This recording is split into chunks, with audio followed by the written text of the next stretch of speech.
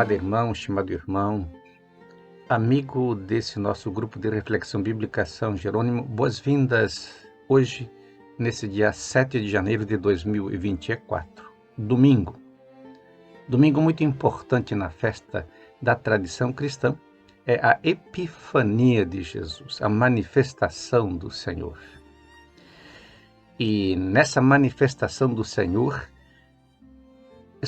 está proposta na nossa liturgia a leitura do Evangelho de Mateus, no capítulo 2, versículos 1 a 12, a visita dos magos do Oriente. O termo, de fato, que aparece no texto grego, nos diversos manuscritos, é chamado Anatólia. Anatólia seria uma região da Pérsia, do Irã, uma região do Oriente. Enfim, em relação a Israel, esses países são países do Oriente, e para eles era muito importante o Oriente, muito mais do que o Ocidente. Tudo isso em função do nascer e do pôr do sol. O Oriente é o sinal da vida, da esperança, da alegria, do novo dia. E o Ocidente é o ocaso, a morte, e assim por diante, um pouco mais o tédio e a tristeza. Esses sábios vêm do Oriente. As tradições primitivas variam quanto ao número.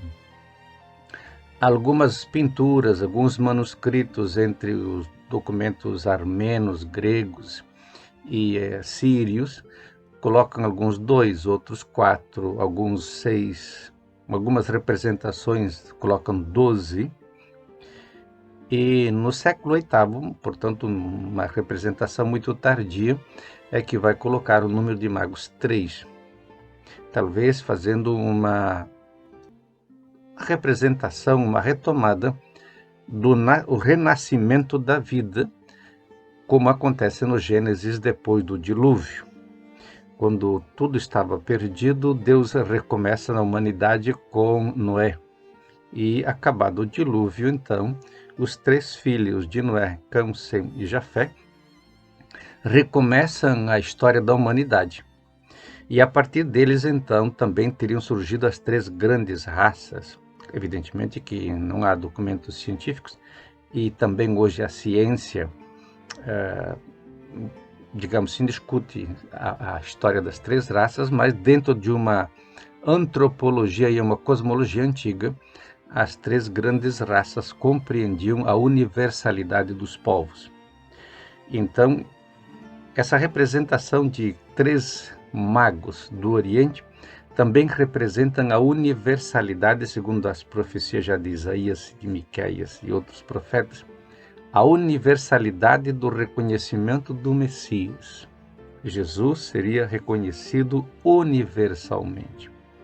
Mas, ironicamente, o próprio texto nos mostra que quando esses magos do Oriente, sábios, intérpretes dos sinais do céu, da cosmologia, se dirigem para encontrar o rei da humanidade, também o rei dos judeus, eles se dirigem a Jerusalém para saber das autoridades de Jerusalém, onde deveria nascer esse novo Messias. E eis o paradoxo. Herodes não sabia, os anciãos não sabiam, os sacerdotes não sabiam, os adivinhos não sabiam. O que estavam fazendo então essas autoridades? Na verdade, como o próprio texto de hoje, na primeira leitura do profeta Miqueias, diz que de fato no tempo de Miqueias a humanidade estava na sombra, na treva. E nos tempos de Jesus, Herodes havia transformado Jerusalém e Israel em um banho de sangue. Hoje, lamentavelmente, as autoridades de Israel prefiguram também Herodes, os anciãos, os sumos sacerdotes, que transformaram e estão transformando não só a faixa de Gaza, a Palestina toda num banho de sangue, impedindo inclusive os cristãos de celebrarem uma expressão de fé máxima que é o nascimento do Messias. Ironicamente, quando os magos saem da cidade, a estrela reaparece. Então o Messias não nasce onde existe o mal, onde existe o inferno, onde existe a personificação do sofrimento. O Messias vai nascer onde estão os vigilantes, os pastores, os cânticos, a natureza. E eles se dirigem a Belém e encontram exatamente o Messias na simplicidade do universo.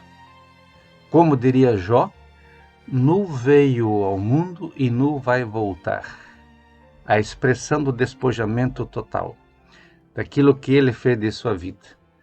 Não trouxe nada, mas também não precisou levar nada. Tudo que tinha, deixou de presente para a humanidade.